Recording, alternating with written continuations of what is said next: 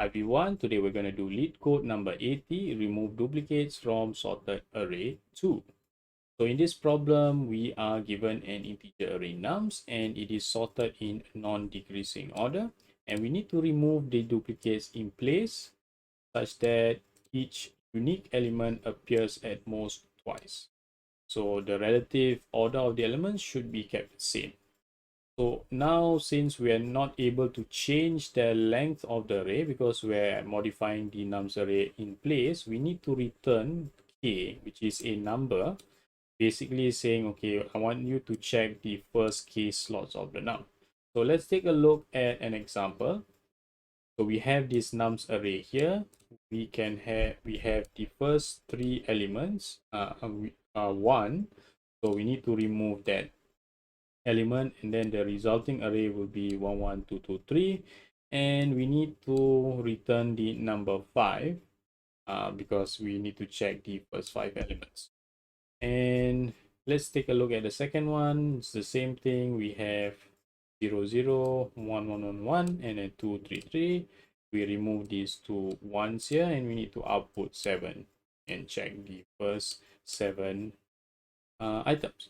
So basically what we need to do is we need to do two things. Whenever there is a equivalent element, we need to swap it, and then we also need to remember where it was swapped at.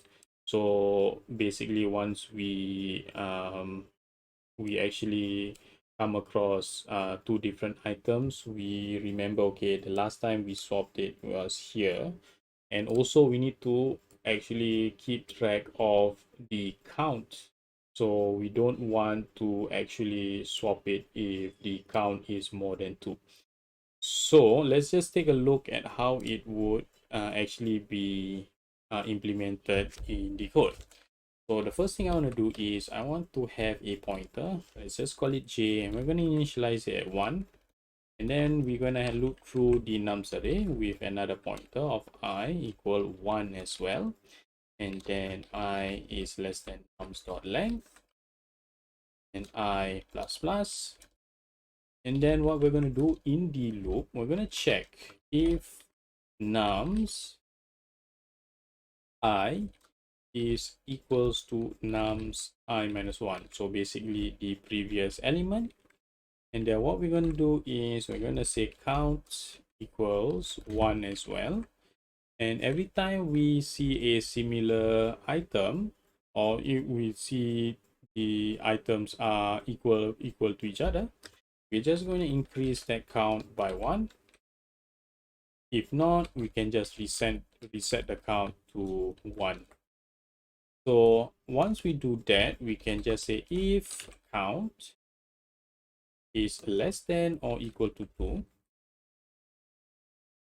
then we can actually swap it at that updated pointer. So nums j equal nums I.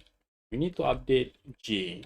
So we need to remember when was the last position inserted it at, and then increase that by 1. So the next item. So we don't swap it at the same position again and again.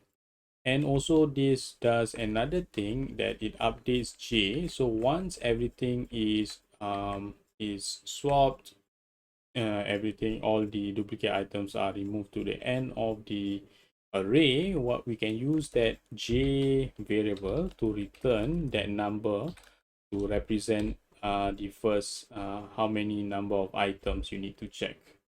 Okay, so this is the final solution here. What we're going to do is we're going to run this to see if it passes the test case. And as you can see, we have a test case that is accepted both cases. Let's submit it and see if our solution is accepted.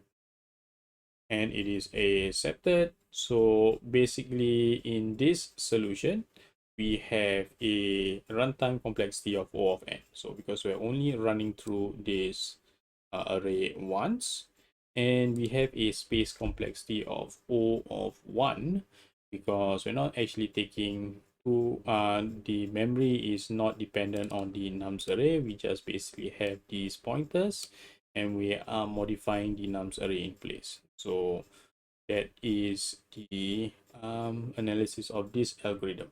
So we've come to the end of this video. I hope you enjoyed it, and if you did, please hit the like button, subscribe to the channel. If you have any questions about this problem, you can just feel free to drop down a comment down below, and we're going to do more of these lead codes in the future, so stay tuned for that, and I will see you in the next video.